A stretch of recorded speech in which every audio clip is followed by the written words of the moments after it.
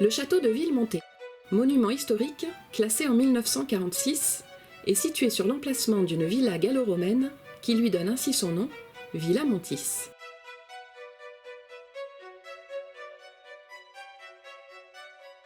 En 1425, un texte nous dit « Il y a tout ce qu'il faut pour forteresse à Villemonté.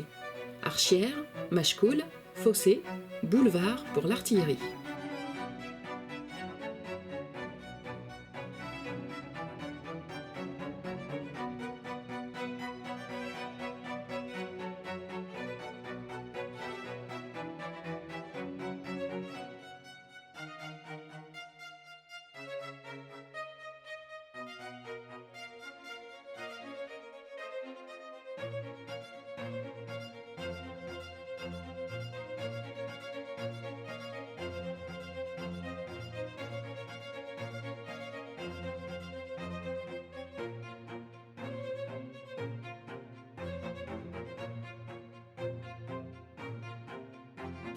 En effet, place forte importante, embusquée sur la crête de la vallée de la Creuse, entourée d'étangs sur source, elle surveille entre autres l'antique cité d'Ahun, que l'on voit apparaître dans les brumes du matin sur l'autre flanc de la vallée.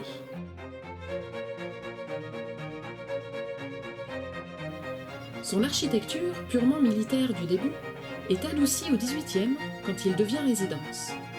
Telle cette tour de défense, au premier plan, qui se reconvertit alors en pigeonnier de chair. Par la suite, plus aucune modification n'intervient et il dérive en entrepôt fermier au XIXe et XXe siècle.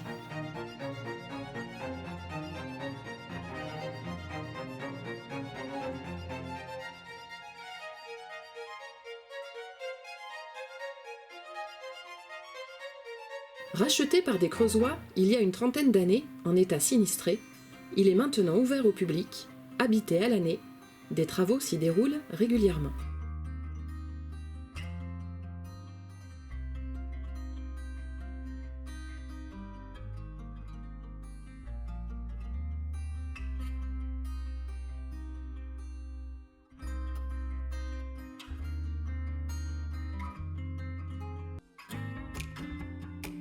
Un mobilier d'époque, rapporté, accompagne des tapisseries en situation à travers une quinzaine de salles que vous pourrez traverser.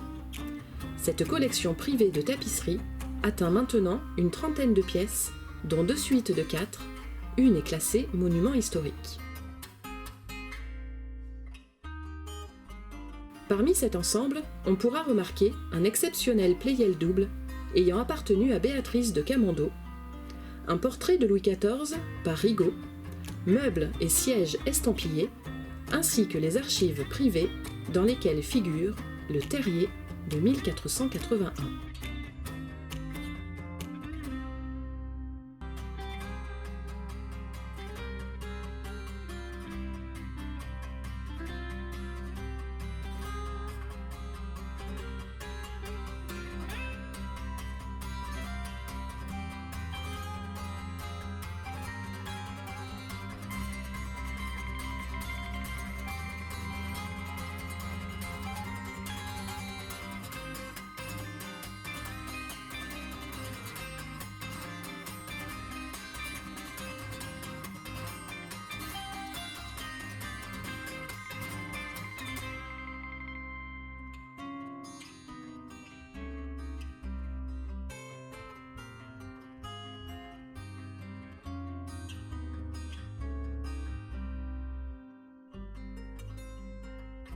Quant aux animaux heureux qui y résident, et les paisibles charolaises qui paissent dans les bocages alentours, ils ne laissent pas soupçonner les combats furieux qui ont pu s'y dérouler dans les siècles passés.